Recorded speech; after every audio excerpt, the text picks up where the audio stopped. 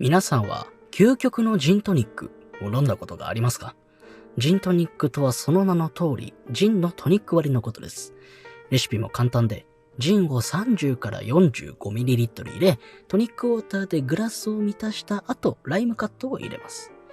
しかし、単純なレシピだからこそ奥が深いカクテルでもあります。基本的に美味しいジントニックを飲みたければバーに行けばいいのですが、それではこの動画が終わってしまうので、自宅で最高に美味しいジントニックを作る方法を伝授します。美味しいジントニックを作る上で大事なことは3つ。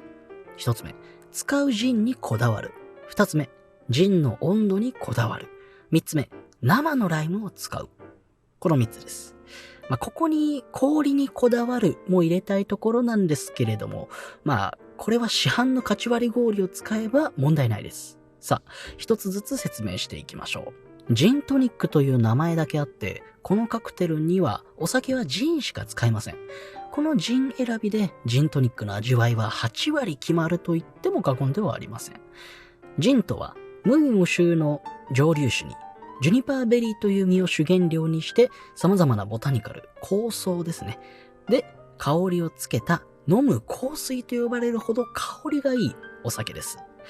香水には様々な香りがあるように、ジンも使うボタニカルによって味わいや香りがガラリと変わります。では、ジントニックを作るにはどんなジンを使えばいいのかですけれども、僕はあまり繊細すぎず、しっかりとした味わいのジンをおすすめします。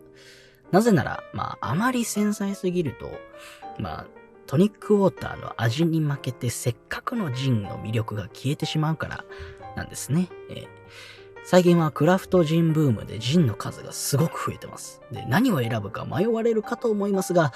だいたい1本1500円程度のジンは、味がしっかりしてることが多いので、そこあたりの価格帯から最初は好みのジンを探してみることをお勧めします。どっしりとした味わいにしたいのであればタンカレーとか、あっさり飲みやすくしたいならビーフィーター、華やかな香りを楽しみたいならボンベイサファイアとかゴードなどが最初はおすすめです。さあ、ここからね、いろいろ好きな味を見つけて、ジンをいろいろ開拓するのも楽しいと思いますね。さて、使うジンが決まったら次はジンの温度です。ジンは基本的に冷凍庫で保存することをお勧めします。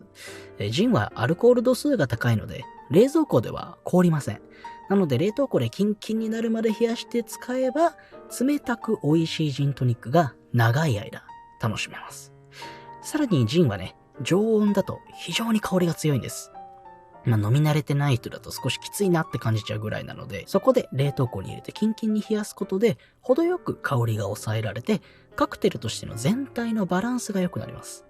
冷凍保存はそのまま飲むときにもおすすめです。香りが抑えられてる状態から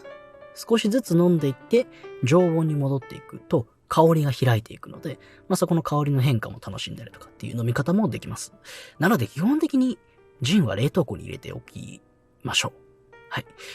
そして最後に生のライムを使うということに関してなんですけれども、これを入れるだけで一気に味が本格的になります。市販のライムジュースじゃダメなの？ライムジュースみたいな絞ったものが瓶詰めされてるものがあるんですけれども、生のライムは新鮮な苦味があるんですよ。で、この新鮮な苦味はどうしてもその瓶詰めのライムジュースでは出せないので、できれば生のライムを入れることがおすすめです。あと切り方とかもね、おしゃれにしたいなら輪切りに。しっかりとね、果汁をギュッと絞って入れたいのであれば、唐揚げの時に出てくるレモンのような三日月状に切りましょう。輪切りを入れるだけでも十分に味はしっかりとね、出てくるので安心してください。ここまでこだわれば、あとは材料を氷と一緒にジン、トニックウォーター、ライムカットの順にグラスに注ぐだけです。トニックウォーターを注ぐ際は氷に当てずお酒に直接当てるように注いでください。こうすることによってお酒と割り剤をかき混ぜなくても炭酸のね泡の力で混ざります。どうも混ぜないと心配だよっていう方はそっと氷を浮かせて戻す。この力だけで全体混ざりますんで、混ぜる際は本当にそっと混ぜてあげてください。いかがだったでしょうか？皆様のお酒ライフがより良いものになることを願っています。この動画が参考になったなと思った方は、チャンネル登録や高評価、ぜひともよろしくお願いします。